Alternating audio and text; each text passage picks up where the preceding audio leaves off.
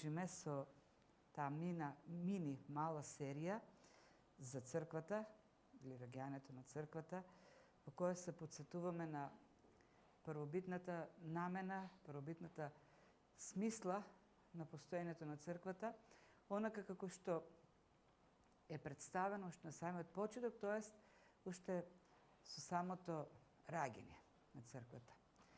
Самото раѓање на црквата или започнувањето на црквата е пропратено со некои и символични и реални дејства кои ја покажуваат целта. Пред да продолжиме, да не забораваме, Катерина и Филип се вратија меѓу нас, ние се радуваме што се овде. Намерата е и да се останат во Македонија и ќе се молиме и со што може ќе помагаме. Да. Една година помина ли од свадбата? Или помалку? 9 месеци, така. Да, знам дека беше топло, при крај на летото било, да. Така. Се надевам и ќе се молиме да Бог да ви отвори врата овдека и да се погрижи за вас.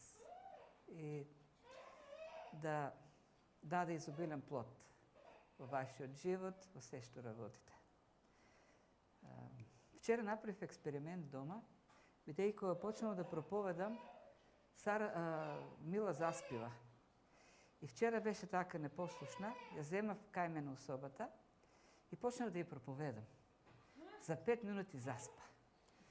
И кога престанав, зашто немав намера да проповедам, се разбуди пак.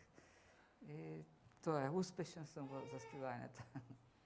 Тоа не треба да ве охрабри да спиете. Да.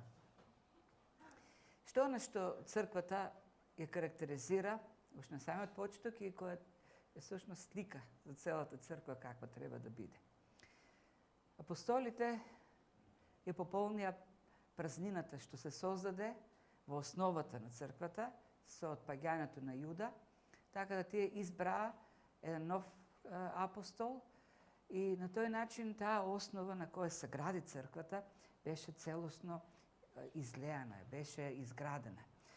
Тоест се отвори можноста да се надградиме ние веќе понатаму, тоа да се придодадат нови луѓе, нови членови во тој неракотворен Божи храм црквата.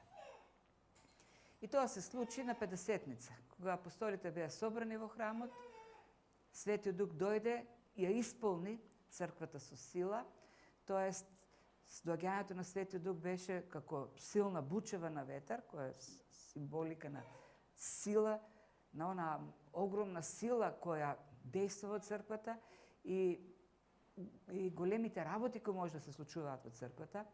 Оган дојде исто така, тоест како еден символ на чистота и почнаа да проповедаат на различни јазици, упатија едно разбирливо слово, разбирлива порака од Бог на сите што беа собрани таму од различни краеви на светот.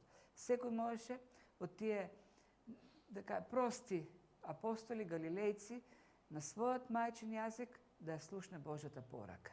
Беа оспособени со сила јасно да биде пренесена таа порака за славните Божји дела, така пишува во текстот.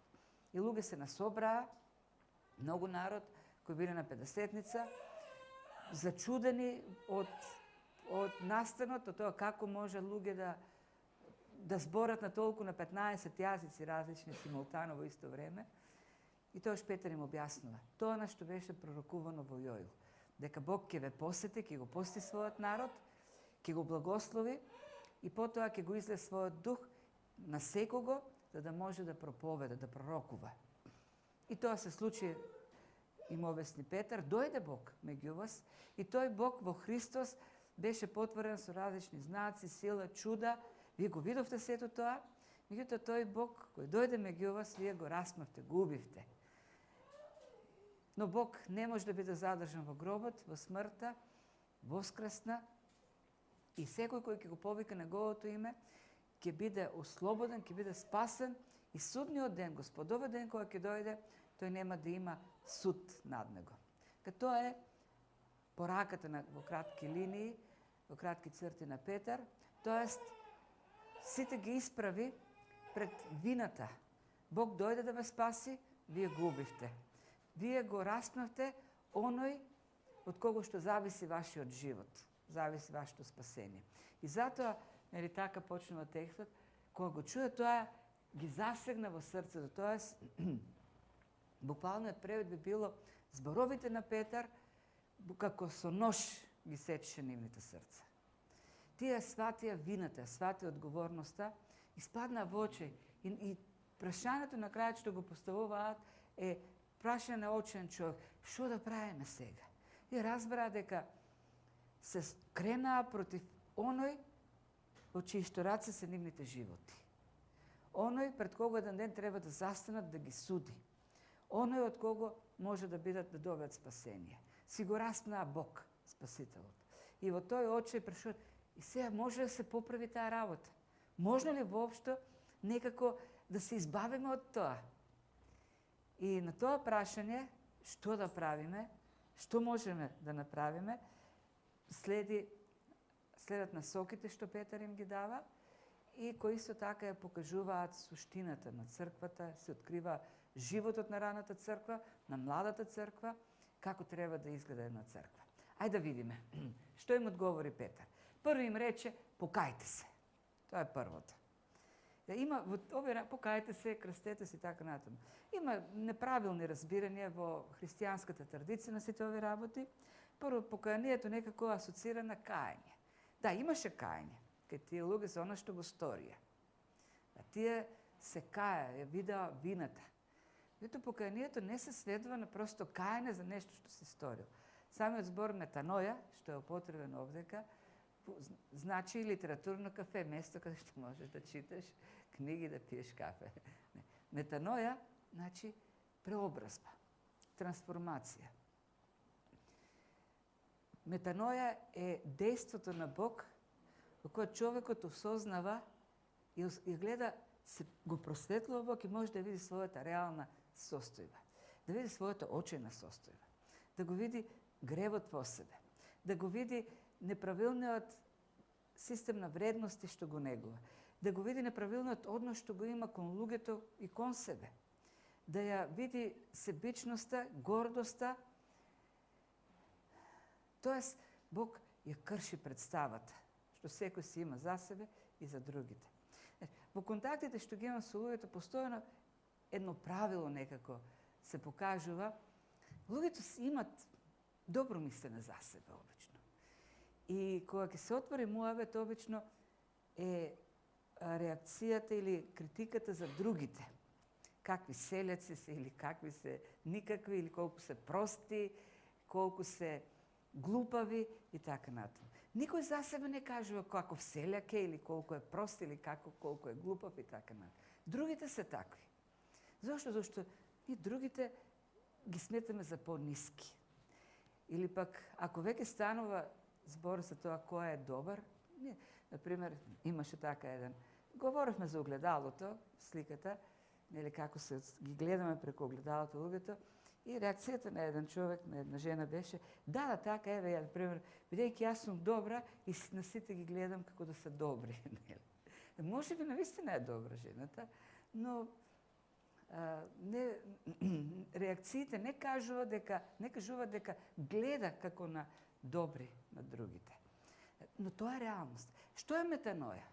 Метаноја е дејството на Светиот Дух во кој ти можеш да се видиш реално каков си. И да ги видиш и другите, и односот што ги имаш кон другите. Постапките што ги имаш кон другите. И најпред се кон Бог. Овдека беше тоа.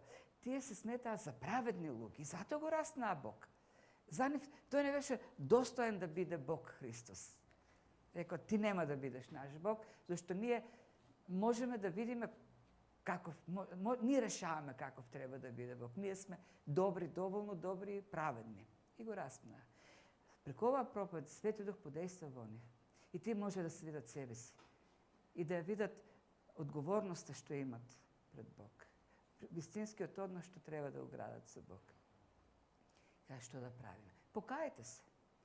Тоест, во покајанието човек почнува нов начин на живот, нова насока, нов поглед кон живот, нови односи со луѓето, нови вредности, нови разбирања, за животот.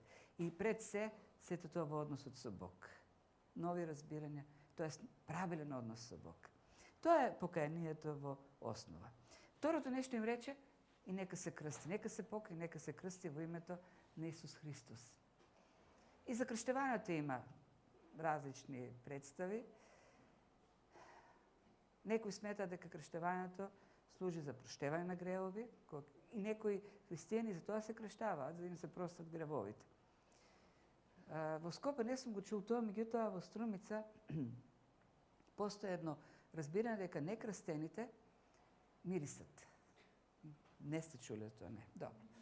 Например, известно време работев во еден ресторан.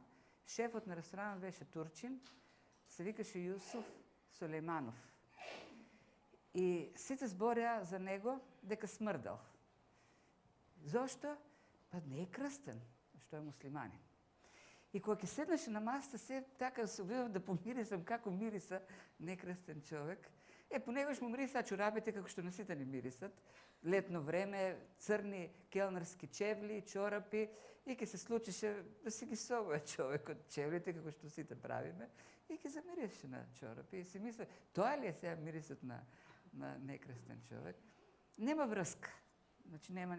Но тоа е оној стереотип, нели, на луѓето.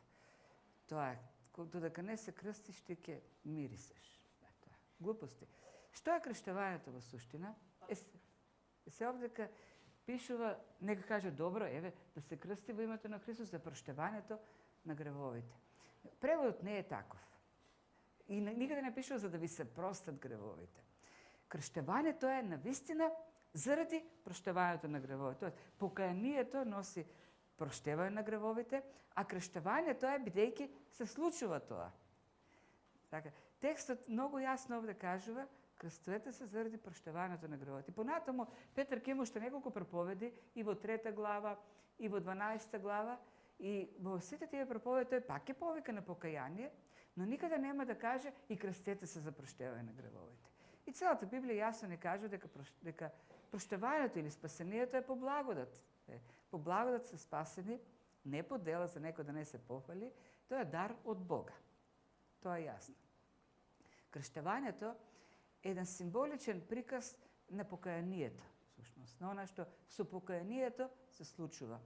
Влегувањето во водата, крштевањето, или тоа всушност преводот на зборот баптизо или баптизо, по нов грчки, значи потопување, нешто да потопиш во нешто, да дојдеш во допир со нешто. Например, во Струмица, на Великден велат, жените ќе вапсам јајца. Тоа е зборот. И тоа од зборот баптизо. Исто така, значи јајцата ќе ги ставам во вода и ќе ги isфрбам. Тоа е значењето на зборот. Влегувањето во водата, сликовито го покажува таа трансформација, умирање на нешто старо и раѓање на нешто ново. Умира стариот човек, влегува во водата, се потопува и излегува од водата нов човек, преобразен човек, трансформиран човек. Умира стариот систем на вредност, стариот однос, гордоста, а излегува или се раѓа во Христос преку таа идентификација во Христовата жртва, во која ние устари имаме прошка на гревовите, смрт за гревот и така натаму, излегува или воскреснува нов човек. Тоа е целата суштина на крштевањето. Идентификација, поистоветување со Христос на крстот, соединување со Него, кој умира стариот човек и се раѓа, воскреснува нов човек, кој има нов однос со Бог, кој има нов однос кон животот, кој има нов начин на живење. Има метаноја, преобразба има. Се менува целосно насоката на движење. Ако порано сме живееле во една насока спротивна на Бог, во грев, во темнина, во непријателство со луѓето, сега живееме во друга насока, во друг правец се движиме. Што е, така накратко кажано, крштевањето? Да се крстите. А промената продолжува. Ако правилно би можеле да интерпункцијски да го означиме овој текст, покајте се и овде заграда. Секој вас нека се крсти во името на Христос за проштавање на вашите гревови, тука да се затвори заградата и ќе го примите дарот на Светиот Дух. Покајте се и ќе го примете дарот на Светиот Дух. А измеѓу, вели, и крстете се. Покажете го вашето покаяние. Така би требало да биде граматички представена оваа мисла. Така, додаток е вметната оваа крштувањето внатре и обично го нема во проповедите на Петар. Ако следите сите останете, уште 2 проповеди има, го нема тој додаток. Отсуства. Само овдека го има, дејќи беше многу важен во Ерусалим. Ке видиме зашто беше важен. И зашто е воопшто важно крштувањето. Иако символика многу е важна. Бидејќи после ќе се навратиме, понатаму на крштувањето го има во текстот.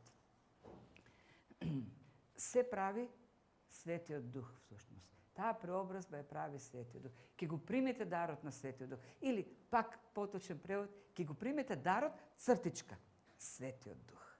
Светиот Дух е дарот. Светиот Дух е оној кој не просветлува, да можеме да ја видиме реалноста за себе.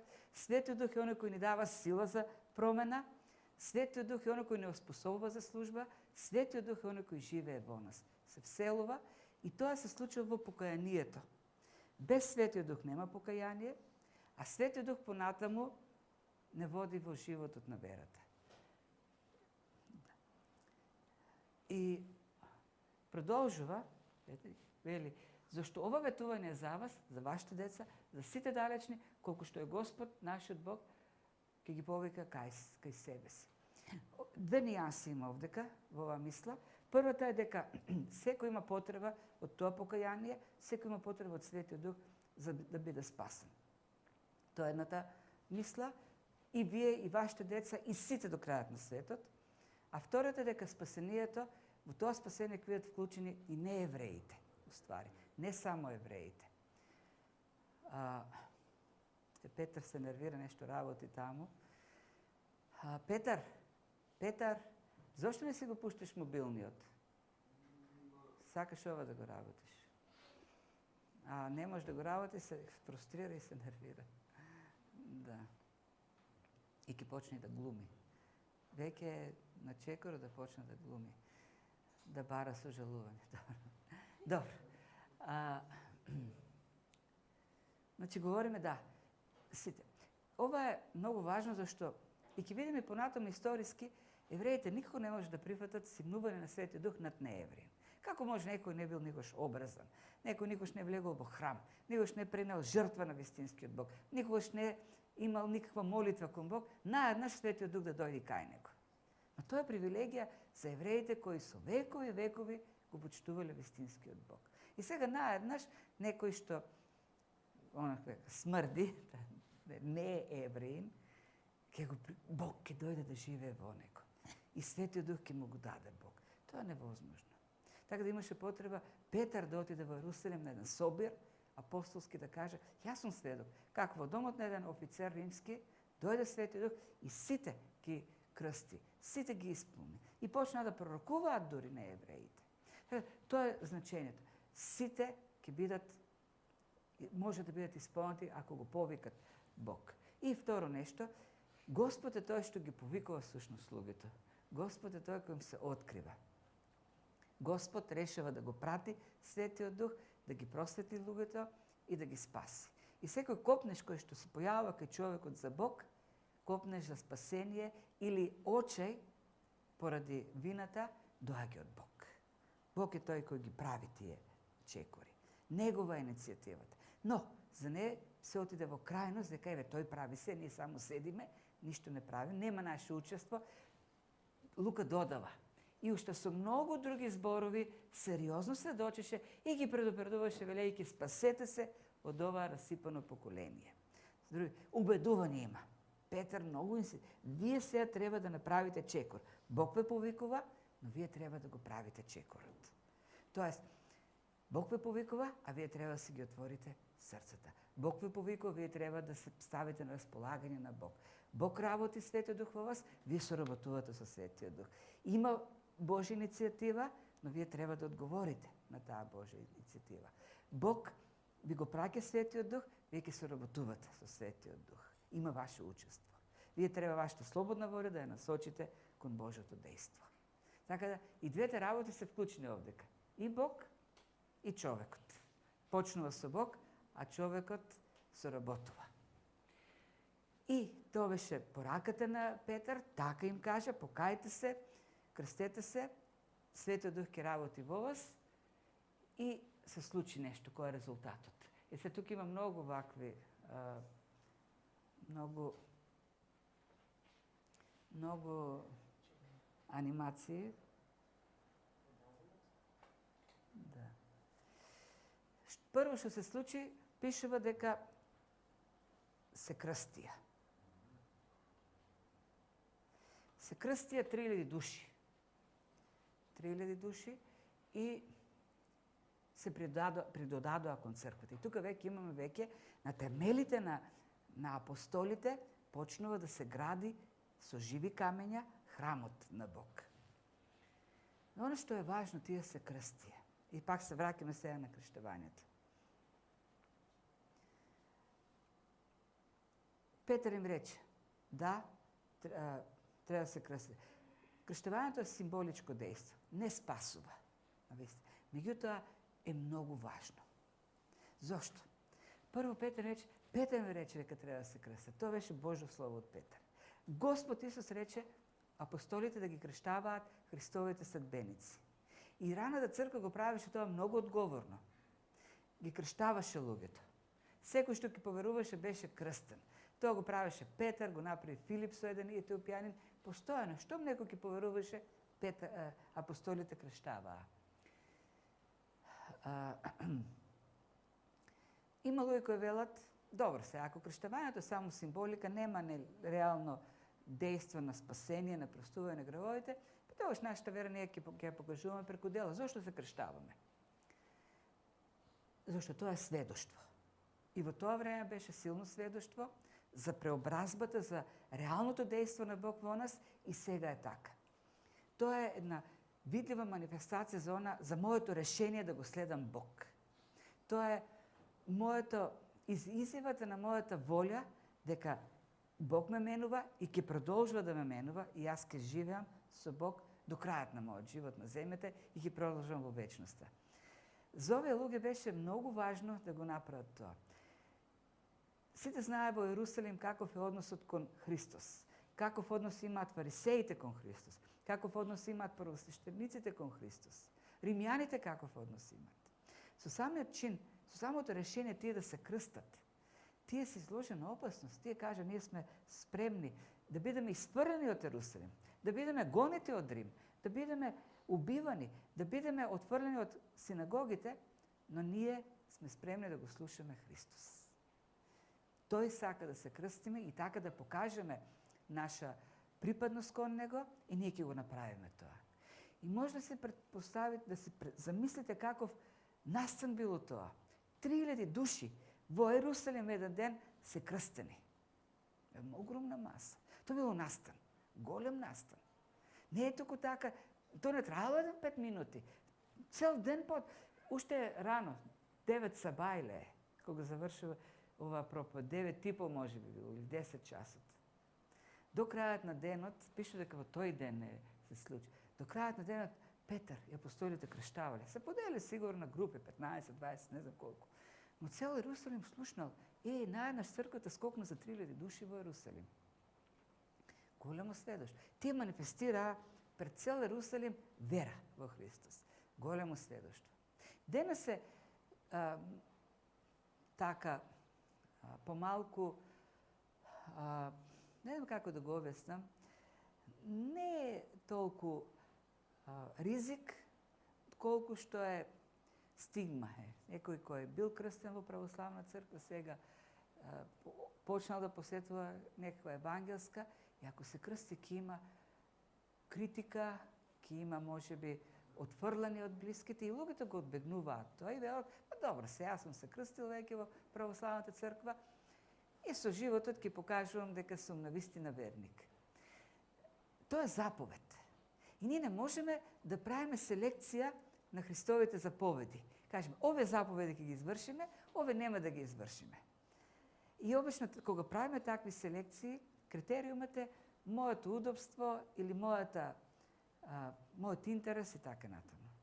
Ако е заповедано, треба да се изврши. Тоа е. Петар ми рече, Тоа е заповедано. Вие треба да го направите и на тој начин вие и да се дистанцирате од оваа расипано поколение, така, нели, вели Петар. И тие го направија символично покажаа. Кој поверувал, треба да се крсти.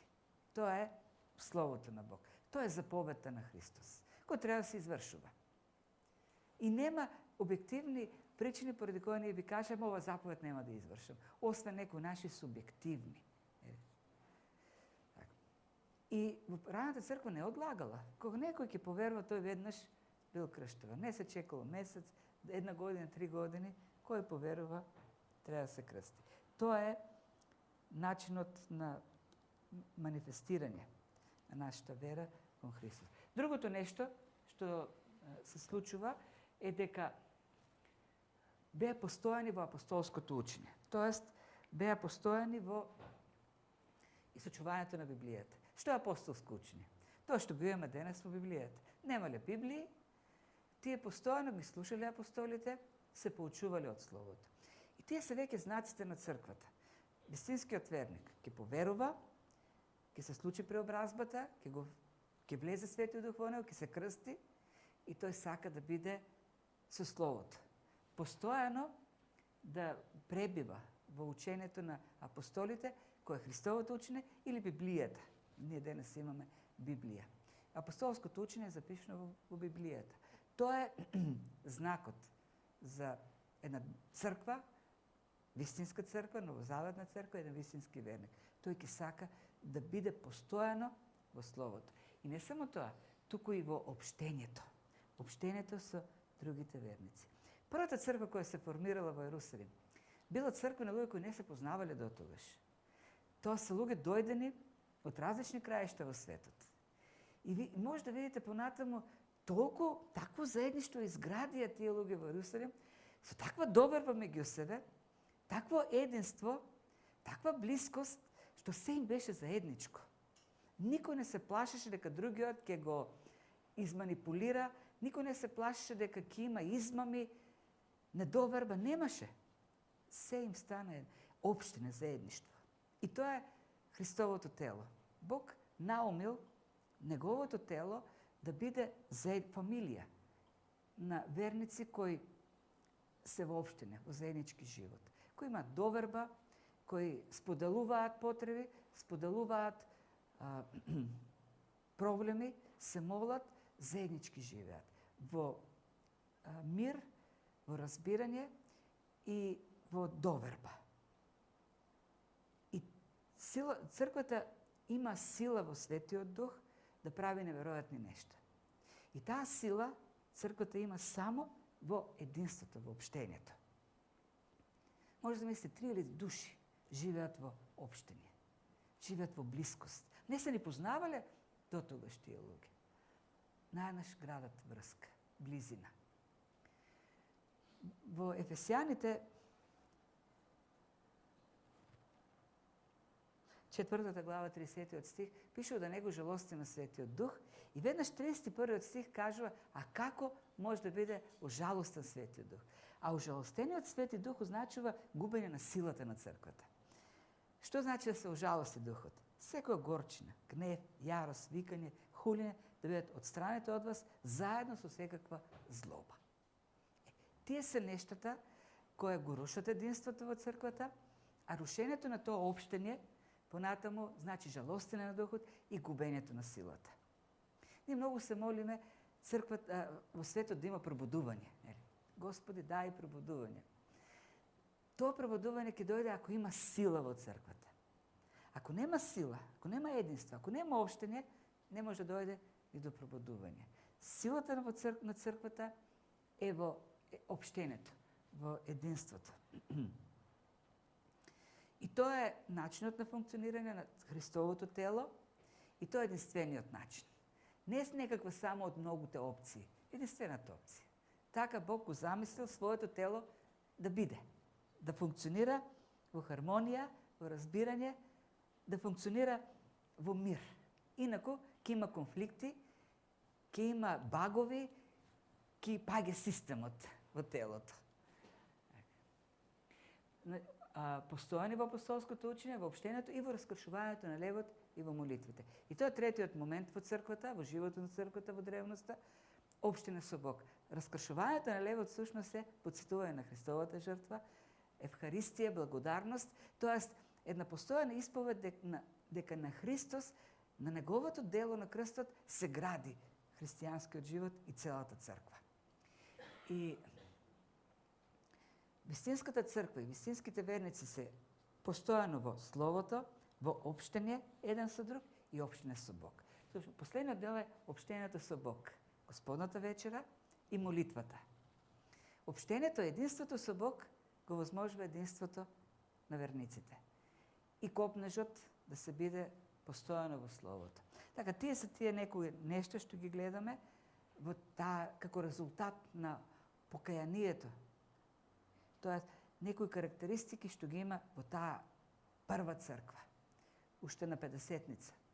Постојаност, послушност кон заповедите на Христос, се крстија, општење со Словото, општење еден со друг, општење со Бог. Тие се тие неколку работи. И тој начин на живот, што направи? Каков беше резултатот во јавноста, во општеството? Страф и трепет ги зафати луѓето во Ерусалим, зашто преку апостолите стануваа многу чуда и знаци. Се виде силата. И луѓето видоа во Ерусалим дека се случува нешто таму, дека сето тоа е реално. Сега, кога говориме за тие знаци и чуда, да, говориме за надприродни работи, треба да кажеме дека Бог действа според својата сообразувачка благодат, така може да ја наречеме. Тоест, во различни периоди, во различни околности, Бог на различен начин ја покажува својата сила. Ова е момент кога црквата е млада, апостолите немаат авторитет, Христовото учење не е познато и е потребно Бог преку такви чуда, видливи, материјални, физички, да го покаже, да го потврди авторитетот на апостолите, авторитетот на Словото, што тие го проповедаат. Но понатаму станува многу јасно дека за Бог е многу поважно духовното отколку материјалното. Нештата што се случуваат во духовната реалност се поважни од нештата што се случуваат во физичката реалност. Бог очекува, и тоа се случуваше, таа млада црква да расте во зрелоста и грижата да биде повеќе не на физичките некои манифестации, како лекување од болест и така натаму, туку на промените внатре. Тоест духовните постигања, духовните чуда. Тоа е спасението на душата на луѓето, на душите на луѓето. Така, не сакам да одречам чуда и денес. Бог си прави чуда постојано. Но во различни периоди доминираат различни манифестации на Светиот Дух. Има се уште на земјата места во кои луѓето, цркви млади, каде што самото население е како првобитното општество на црквата во првиот век, тоа во Ерусалим. Например, има муслимански земји денес во Блискиот Исток, каде што се случува такви чуда, бидејќи луѓето таму имат познавање за Христос и за христијанството како луѓето пред 2000 години. Тоест, сето тоа таму нешто ново за нив. И Бог се потврдува со знаци, со воскресенија, со чуда таму, бидејќи треба да се покаже силата на Евангелието и да се покаже кој е вистинскиот Бог. Меѓутоа, таму каде што е утврдено едно христијанство, каде што имаме Библија, каде што луѓето се нарекуваат дека се христијани, доволна е верата во Словото, апостолското учење. И така, страф и трепет влезе во секоја душа, сите оние кои поверуваа беа заедно и се им беше општо. Така имаме една сумаризација овдека на животот во раната црква. И ова наликува како на комунизам многу. Вели, се им беше заедно општо, ги продава имотите, споделуваа со сите, секому според неговите потреби. Од секого според можностите, секому според потребите. Ето, ова е сумаризација, така, многу општа сумаризација и не навлегува во деталите. Ако читаме понатаму, ќе видиме дека не е комунизам тоа. Воопшто не е така. Тие не се ги продава на вистина се што има, туку бидејќи и таму имаше многу луѓе, имало илјадници кои и немали имоти во Ерусалим, туку доаѓаат од други места. Доаѓаат од 500 километри далечина, од далечени градови. Така, која е идејата овдека? Например, може да читаме понатаму Варнава дека продал само една нива од својот имот и парите ги дал за општите потреби. Ананија и Самфира пола продадоа, ама каже дека се продале. И ги прашува, и Петар ги прашува, зошто лажеш? Никој не ве тера да продавате се. Тоест, идејата е исполнување на Христовиот принцип. Кој има две кошули, едната да ја даде на оно што нема нито една. Или па Павле пишува на Коринтијаните во 8 глава, на второто послание, вели: не сакам со олеснувањето на другите да ви доносам, не волевам туку. Не сакам, тоа што ве поттикнува да помагате на оно што немате, вие да станете сиромашни. Тоа секи продадеш се, останеш без ништо за да помогнеш на оној што нема. Тоа што он ки има, па ти ки немаш. Не. Идејата, вели Павле тука, вашето изобилие да ја покрие нивната скудност. Да и нивното изобилие да ја послужи на вашата скудност. Тоест, ако ви имате изобилие, да дадете на оно што нема од вашето изобилие, а пак ако он има изобилие, а ти немаш, да ти помогне тебе. Според оно што напишено, кој собра многу, немаше излишно, а кој собра малку, немаше скудност. Тоест, нито еден да има премногу, а другиот да нема ништо. Тоа е идеја, тоест грижа. Правната црква има грижа. Уште повеќе, ако се во предвид дека многу луѓе се дојдени таму од страна, немаат јадење, така да локалните евреи ги споделуваат своите имоти, своите блага, за да има за сите. Ке се покаже понатаму дека не се идеални така работите, зашто кога се готват ручеци за општи ручеци и они што делат храна на своите жени еврејки од Ерусалим им дават убава храна, а тие што се дојдени од страна ги лишуваат. Тоест, има една дискриминација на еврејки од Ерусалим и оние што се дојдени како некакви елинизирани еврејки. И затоа ќе треба да ставати елинизиран јудеин меѓу 7 ѓакони, за да има една поправилна распредоба на ручеците. Да. Но тоа е идејата ова дека грижа. Значи, во раната црква има грижа еден за друг. И тоа што е една карактеристика или една реакција на преобразбата. И на крајот, пак она завршува обобштувањето на животот, беа постојано, еднодушно во храмот, делеа секој ден Господ на вечера, јадеа со радост, со чисто срце, го славеа Бог и беа мили кај целиот народ. Секој ден Господ придодаваше на оние кои се спасуваа. Крајната реченица сушто е тој нивен живот, таа нивна искреност, тоа нивно единство, посветеност кон Бог, постојанството во Словото. Сето тоа имаше ефект. Сите ги засакаа идејата. И почнаа масовно да се придружуваат кон црквата. Се случува пробудување во општеството. Пробудување меѓу евреите. И ова црква е чисто еврејска црква. Оние што го распнаа Исус почнаа масовно да одат во црква. Се случи масовно покаяние кај луѓето. А кој беше начин? Што беше основното? Нивниот живот.